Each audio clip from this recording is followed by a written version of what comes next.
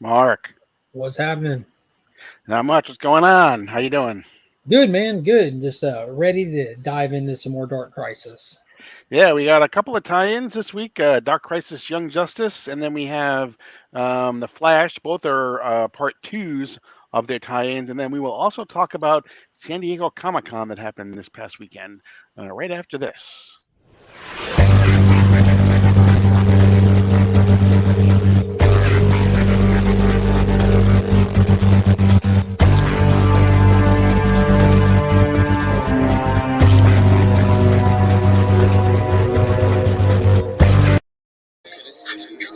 We are back with episode number 8 of DC Dark Crisis Deep Dive. We might have to change the title, but we'll get to that later. Yeah. Um, this week we have two. We had two tie-ins this week. We had the Dark Crisis Young Justice, and then we had part two of the Search for Barry Allen in the Flash number 784. So let's talk about those first. Let's talk about Young Justice first. It was a different issue. I'll say that.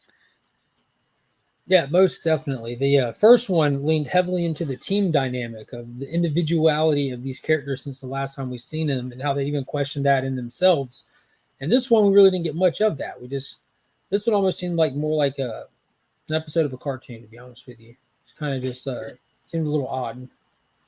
Right. So they start off the issue. They are still battling their old foe, um, and Cassie basically takes care of them, and they start to realize even more that things are kind of out of whack. Although for Connor, he's coming to accept it more than it seems the other two are. And one of the things that I think that really came through in this issue for me anyway was what brought the things to the front, and we'll get to it, is um, really how they're playing into the fact that these three are almost the forgotten three, right? In some ways, and that they were destined at one point to be the new Superman, the new Robin, the new Flash, and now they've been usurped by other people. Um, but we move from they're battling one old villain almost immediately to battling another old villain, Tora, and they jump back into an old the super cycle. So they're really kind of pulling things from the past, um, really to the point that it almost kind of hits you over the head. How much they're doing that. Yeah, So they're pulling. on the nose would be selling this issue short. Like Right. everything about this issue is on the nose. Right, exactly. They're pulling old characters. They're pulling old. They pulled the old Watchtower from from space. In the and the members of the Justice League that are there are the old Watchtower Justice League as well. Kyle Rayner is there, and everything. So, but people are saying and doing things that still just seem a little bit askew, for lack of a better term. Um, they do at one point. Tim Drake mentions Damien and John, and Cassie's like, I have no idea who those people are. So again, so it's not just that they're in a different reality; they're in a reality where some people have not even, don't really even seem to exist. Um, and again, as as Tim and as Bart seem to really kind of say, okay, this just doesn't seem right. Connor is again seems to be becoming more accepting of where he is. At one point, he says maybe this is even heaven. You know, Yeah, he's not wanting to go back, I don't think. He's so unhappy with the real world that he's willing to sacrifice the real world even though he knows that this is all an illusion. He just doesn't care. right? Um, and we have discussions. Again, Cassie says some things, and Bart says, why would she say that? Um, Tim is talking to Batman, and Cassie says, you want to, when you're dating, Stephanie, and Again. and Tim says, but I'm not dating Stephanie, and I want to date Bernard, and Batman says, well, that's just a phase you're going through. And you know, Why would Batman say this? right, right. So Um, them even knowing it's this isn't none of this is right, they're not happy or willing to participate in this. Where again, Connor's just like, yeah, maybe we should. right, right. Um, Whereas, Tim is saying, Batman would never say that. Um, you know, uh, Bart says, Wally's off. Barry would know that I wasn't joking. Those type of things. And then Cassie says, but you get to be the new Flash. Again, so we've had in the same issue, we've had someone talk to Tim about being the new Batman, and we've had someone talk to Bart about being the new Flash. And this was all Um, happening simultaneously, right? Like it isn't right. like this is one like she's in more than one place at one time, if I'm not mistaken. Right, exactly, and that comes to pass because when they're talking about her, uh, she happens to be at all of those conversations where the mentor is talking to the legacy character about Mhm. taking over. And so people are like, how can she possibly be, at every place at every time? And then, we have twice actually, once in the middle of the issue, and then again at the end, or towards the end, we jump back to where we assume the real Cassie is. Um, and she's with Sissy, and then we get to see the Red Tornado again, which I was always a huge Red Tornado fan, and we get to see the Red Volcano as well. Yeah, that was Um, pretty. That was a rough shift too, though. This issue was yeah, kind of. I'll fix his wonky ears. But yeah, that was an odd shift going from there to there. Like I had to take a break, like take a second, to actually make sure I didn't miss something. hmm It's just wonky, buddy. That's how it is now. Is it working? it's wonky, just like the Earth that they're on. Yeah, Yeah, it definitely is something that I think, although they're quick reads, you really can't skip anything. You really sometimes there are things that you need to reread, twice to make sure that you're catching exactly what's going on. Um, and so then we jump back to the Earth that they're on, and we then suddenly find out they run into basically Deathstroke and Captain Boomerang and Lex Luthor in his 1980s armor, and that's over. And they're standing over an unconscious Cassie, and that's kind of where the issue ends. Um, Now, as part of San Diego Comic Con, they kind of alluded to who was responsible for this Earth. Um, it is basically it is Mr. Mxyzptlk's son, Mickey Mxyzptlk. Um, Mickey makes it look Jesus. More tongue twisters. That's an exactly, extra layer. exactly. So yeah, we'll just call him Double M. Double.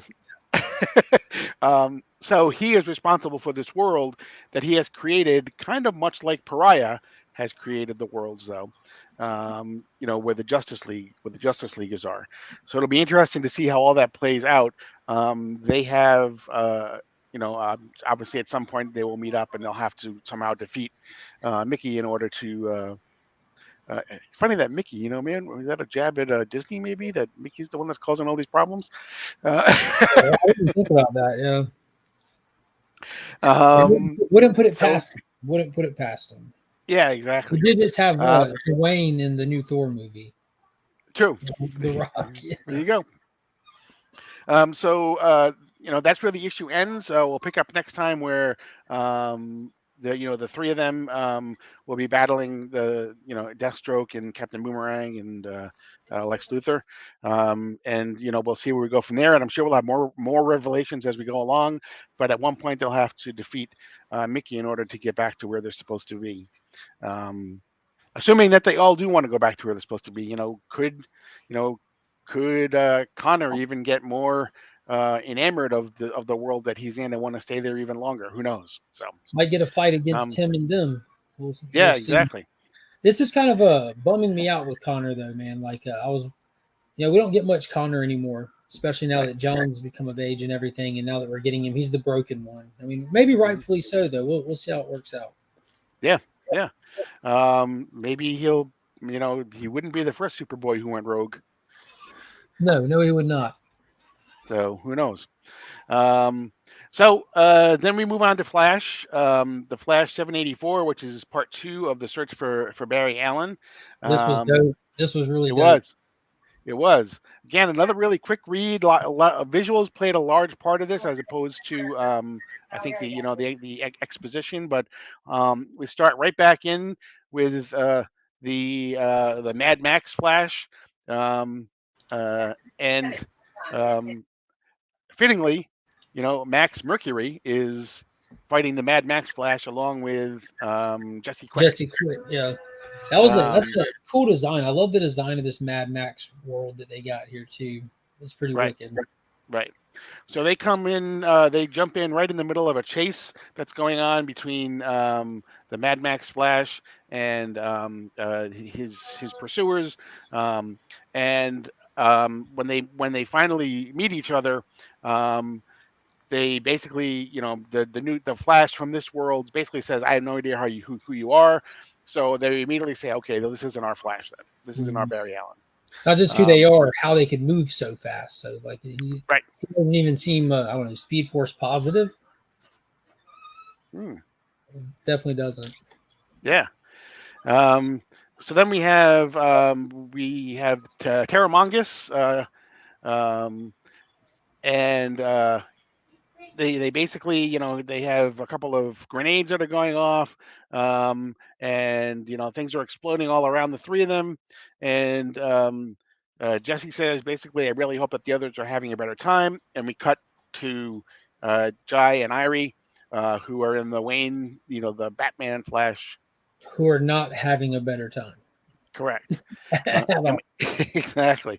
And they're just trying to get home now. They don't really care whether, they're just trying to get home. And suddenly we get the name of the character in this reality. It is Night Flash. Night Flash is basically the one who rules over this. And he Full says he's gonna. spoiler on Night Flash though. That was actually said before this issue on this show when the writer Jeremy Adams was on. So be sure to go back and catch that rewind if you missed it. Correct. And they basically, try to outrun the Night Flash. He's catching them, and then they finally get away. And just as they're about to try again to go home, they realize that they've lost the wrist thing to try to get home. So now they're Classic stuck there. kid. But in a scene that seems like it's reminiscent from the origin of Captain Marvel, Shazam. This dark figure in an alley basically says, "Come on over here. You don't have much time. Follow me." Um, Which is and so better they than go. you want some candy. So True, true. So we don't know who that is. We assume obviously next time we will find out in the next issue. But the Night Flash basically says, you can't hide from me forever. I'll find out who you are. And that's the end of that story for this issue. And then we finally flip to um, Wally and Ace in where we think the actual Barry Allen is. And the reason why we think that is because Wally basically says, "You know what? I think of this as the guy because although he is in an earlier time, his he age is he's an adult. He's the Barry Allen of age that we know to be is now." the proper age, Barry. He's out of place in his time. Correct. Correct. And so we have Barry sends Ace off to follow the Wally West of this world, and he's going to go and talk to Barry. And when he does, we flash back to the very first scene that we had in the search for Barry Allen, where Barry is punching the snot out of who we think is Eobard Thawne, but it actually is Wally Wally. West. But Barry sees him as the Reverse Flash, So this which if you illusion go is so powerful. Yeah, the illusion that he's living in is so powerful that if outsiders come into it, they don't even look like themselves inside of it. They're perceived as so it's like I guess a safeguard in a sense that MM put into it. So if some intruder comes, they get woven into the fabric of this illusion. So I thought that was a cool little moment. Yeah, and if you go back to our interview with Jeremy Adams, I actually asked him if the Reverse Flash that was killed in Flashpoint Beyond is the same one that's in the Flash that was getting beat up, and he kind of paused for a second. Then he kind of said something. Well, he's a paradox and everything, but he kind of he did pause, so he obviously knew. Well, I mean, obviously he knew Yeah, that it he knew wasn't the the same. answer. So yeah, he surprised himself when he wrote it. So we continue to get Barry basically beating the snot out of who is now Wally West, but appears to be the Reverse Flash. And we flash over to Ace, who is following the Wally West of this world, and he basically follows him. And then Wally says, "You have to come inside. That we've been waiting for you." And Wally's like, "What do you mean?" And he's like, um, "Where's your flash suit?" And he's like, "What flash suit?" He goes, "I retired a long time ago. You're burst now." And as soon as he says that, a new uniform appears on Ace, It was and a he brings cool him in. uniform too. Exactly, and he brings him inside, and we have, to me, an exact replica of the final scene from Justice League Incarnate, of where Barry was sitting at the table, right? Um, I and didn't make that connection, but that's pretty cool. I didn't think about that. Yeah, and basically, Ace is basically saying, I'm where I belong. I'm finally home. So now he has basically supplanted Barry in this world. But yeah, to me, that was the first thing I thought of. Like, I've seen that picture before. It's exactly the same thing. Um, and so we'll head to part 3 in the next thing, because that's where it ends. I really enjoyed this issue. It went by really fast. It was very easy to read. Again, there seemed to be a lot more going on with the pictures and everything, as opposed to the exposition. But Contact. I Jeremy Adams is I think he's just knocking it out of the park in the Yeah, it's Flash. definitely a fun. He's doing a fun job on it more than anything. It's just been an enjoyable run to read. Right. And so those are the 2 issues that came out. Now let's talk about the San Diego Comic-Con. As you mentioned last time, they had a Dark Crisis panel. They were expected. They announced that they were going to say something that was going to change how we thought about Dark Crisis Forever. And basically, They did the opposite of that. Yeah, what they announced was that it basically is a direct sequel to Crisis on Infinite Earths, and the actual title of the entire series is Dark Crisis on Infinite Earths. Which, let's be honest, I mean, it Changes nothing. Exactly. Changes literally nothing. This you can say this is a direct sequel. It's not. We've had direct sequels. This is just picking up on events and running with them. That's all it is. That's all anything that follows something else is, and saying that the name is Dark Crisis on Infinite Earths, and we didn't want to do that with issue 1 because it would be a spoiler, because in issue number 4, by means of whatever event, the Infinite Earths are back. Like, bro, that's 2 months away. You just spoiled it anyways. Like, what are you doing? Then it's not even a spoiler. We've had Infinite Earths at least, if you want to be like just conservative with it, at least over 2 years ago when the Omniverse was formed.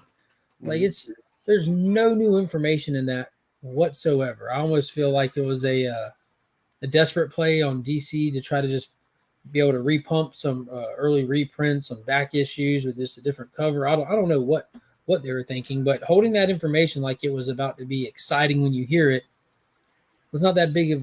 It was literally nothing to it. Right. Bum me out.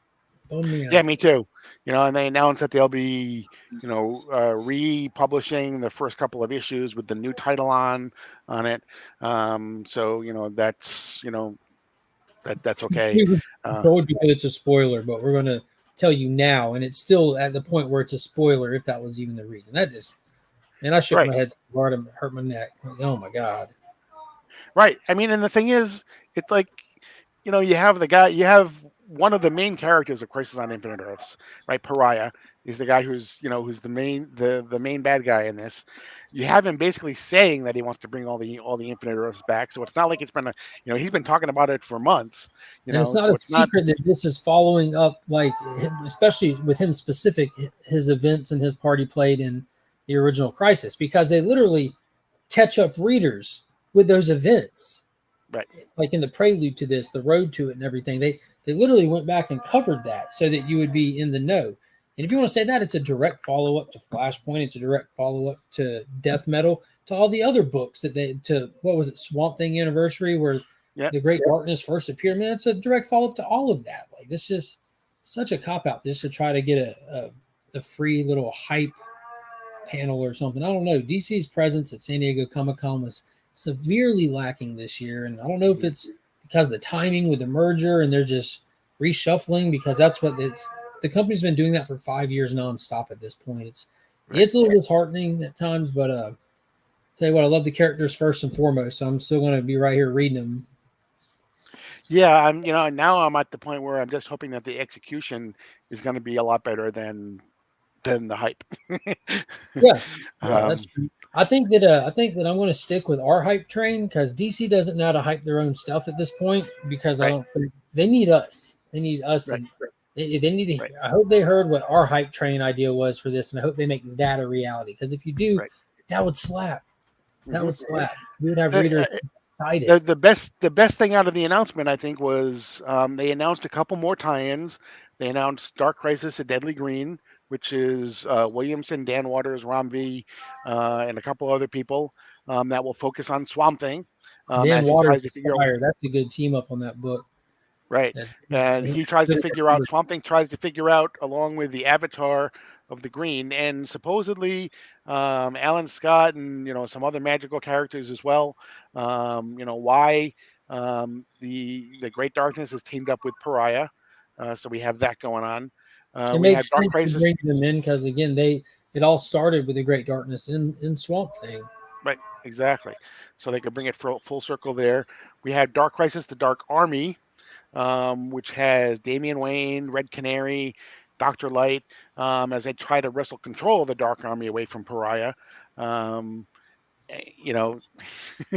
then we have Dark Crisis Warzone, which is basically the non-powered heroes. A look at the non-powered heroes through the eyes of Linda Park and Iris West, looking at how they basically have made it through Dark Crisis. Linda has powers now. Right. Excellent point. Excellent point. Yeah, we're going to take a look. If that's the case, should we expect for her to not have these powers very long? I don't know. I do want to point out, they also did include in the announcement that, like, they're kind of, all right, I'm going to play the devil's advocate here and just jump back onto their side. Like, they did say that they're making this announcement now because everything that comes after this from here on out, everything's huge. Like what we've seen so far, like if you felt that the first two issues were okay, but nothing mind-blowing, that's how they feel about it. That's how the creators of this book feel about these first two issues. But he did say he's about to blow your minds with what's coming next. That's why he felt that it was okay to make this announcement at this point in time. I guess because he knows what's coming. So to lay this on there at the beginning of what's coming is like the true kickoff or something, because the fight with Nightwing and Deathstroke was cool, but, and so far it's just been kind of laying everything out. And he says everything that happens from here on out is just nuts. So I'm ready for it. Yeah, and some of the things that have been teased, like, supposedly there was supposed to be an actual death of a major Justice Leaguer. We don't know which one, obviously, but, that's supposedly Green Arrow's deader in hell right now. He's the only one that's deader in hell. Right. So, again, I'm with you. I was very underwhelmed with the announcements, but I'm really kind of hoping that when it comes down to actually reading it, what they have left, that it's still hopefully it blows my mind away more than their announcements have. So, yeah. So, our next issue is basically, it's not even listed on the checklist, but Aquaman #6 is a tie-in to Dark Crisis. Deals with the death of Arthur Curry. That comes out this week, and then in 2 weeks we have Dark Crisis #3, and we also have Flashpoint Beyond #4 or 5. I don't recall which one. I don't know, but I'm ready for that one. Exactly. I'm ready for that one. Don't forget, make sure you leave a comment. Let us know what you thought about everything, about the Flash, about Young Justice, about the announcements from San Diego Comic-Con, because at the end, we will be giving away a complete set of all of the Dark Crisis, including all of its tie-ins, from Justice League number 75 all the way until it ends. So we'll be doing that at the end. Hopefully you'll be with us until then. That's